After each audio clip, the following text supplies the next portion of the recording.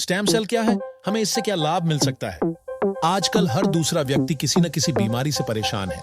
कुछ बीमारियों का इलाज संभव है और कुछ का संभव नहीं है। लेकिन अगर हम स्टेम सेल के बारे में जान ले तो हमें पता चलेगा कि करीब-करीब हर बीमारी का इलाज स्टेम सेल से संभव होता जा रहा है।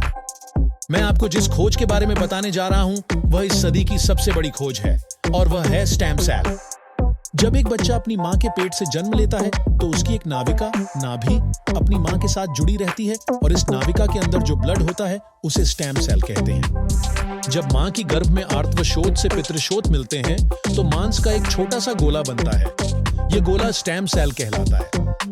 जैसे ही यह गोला बढ़ता है उससे बच्चों के हाथ, पैर, आंखें, कान, नाक जैसे अंग बनते हैं। इसी प्रकार दिल, किडनी, लीवर और बाकी सभी अंगों का निर्माण स्टेम सेल से होता रहता है।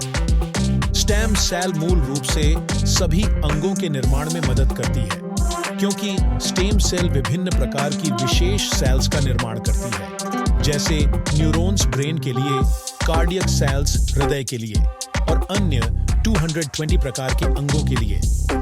अगर हम इस नाभिका और इसके अंदर के स्टेम सेल को संभाल कर रखें तो आने वाले 25-30 साल तक बच्चों को गंभीर बीमारियों से बचाया जा सकता है। जब बच्चे को कोई रोग हो जाए तो संभाली गई नाभिका से स्टेम सेल को निकालकर उनको विशेष सेल्स में परिवर्तित कर बच्चों के शरीर में इंजेक्ट कर दिया जाता है।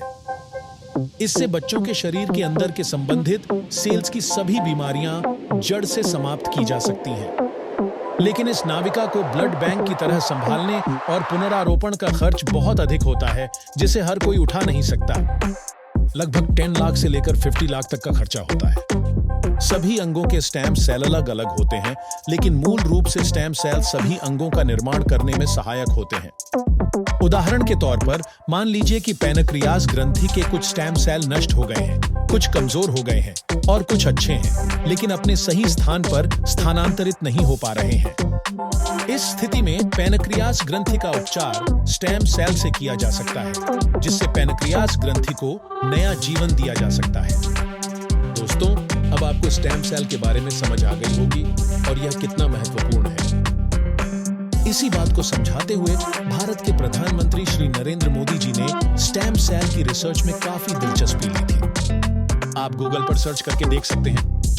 और साथियों, एक बहुत ही आश्चर्यजनक बात यह है कि स्टेम सेल मां की नाभिका के अंदर होते हैं, ठीक वैसे ही कुछ फलों में भी पाए गए हैं।